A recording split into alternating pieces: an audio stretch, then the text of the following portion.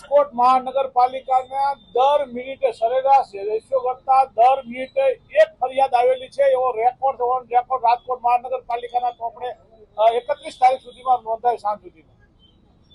ગઈકાલે record check કરતા ડ્રેનેજની 2,65,114 ફરિયાદો હતી. એમાંથી 2,64,000 ફરિયાદો સોલ્વ થઈ છે. બાકીની પેન્ડિંગ આજની તારીખ સુધીમાં પેન્ડિંગ છે.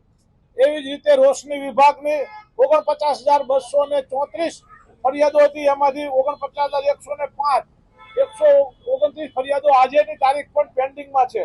એવી રીતે સોલિડ વેસ્ટ મેનેજમેન્ટની 39,425 ફરિયાદોની સામે 39,276 ફરિયાદોનો નિકાલ થયો છે. બાકીની ફરિયાદો પેન્ડિંગ છે. આવી રીતે સોલિડ વેસ્ટ મેનેજમેન્ટની ફરિયાદો હોય, વોટરવર્ક્સની ફરિયાદો હોય, ડ્રેનેજની ફરિયાદો હોય, મૃતક પ્રાણીઓની ફરિયાદો, મૃતક પ્રાણીઓ 10,044, એની સામે 10,010 34 મૃતક પ્રાણીઓની ફરિયાદ. એનો અર્થ એ છે કે ગઈકાલે એક જ દિવસમાં 34 ફરિયાદો પેન્ડિંગ, એક જ દિવસની 34 ફરિયાદો પેન્ડિંગ હોય એવું પ્રાથમિક દર્શક દેખાયું.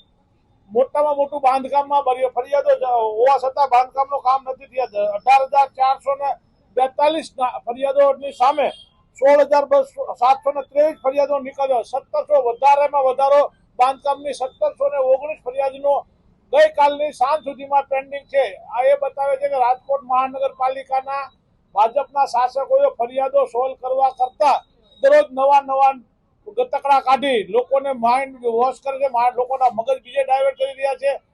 એવી જ રીતે રાજકોટ મહાનગરપાલિકાના સત્તાધીશો અને અધિકારીઓ દરેક લોકો આવું કરી રહ્યા છે. આની સામે આપણે જોઈએ દબાણ હટાવની ફરિયાદ 7,170 છે.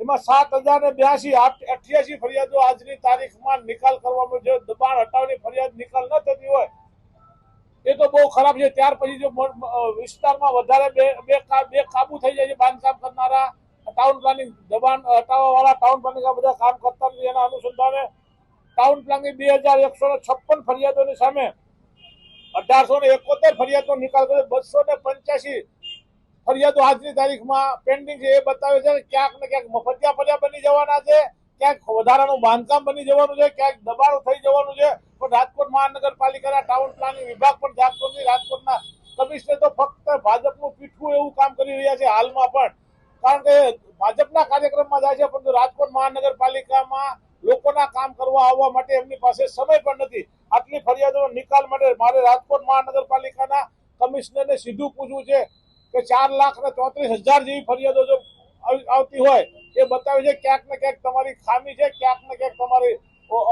કામગીરી કરવાની સિસ્ટમ ખોટી છે અથવા કામગીરી સમયસર થતી નથી. અને ભાજપના મિત્રોને મારે વિનંતી સાથે કહેવું છે કે હવે વર્ષ પણ તમારા 5 પૂરા થયા છે, 2 મહિના બાકી છે. મહેરબાની કરી નાના માણસો, મધ્યમ વર્ગના લોકો, ગરીબ માણસોના જે રીતે તમે કામ કરી રહ્યા છો એ કામ સારી રીતે કરો અને લોકોની અંદરની જે આતાડી રહી તમને આશીર્વાદ આપે એવું કંઈક કરો.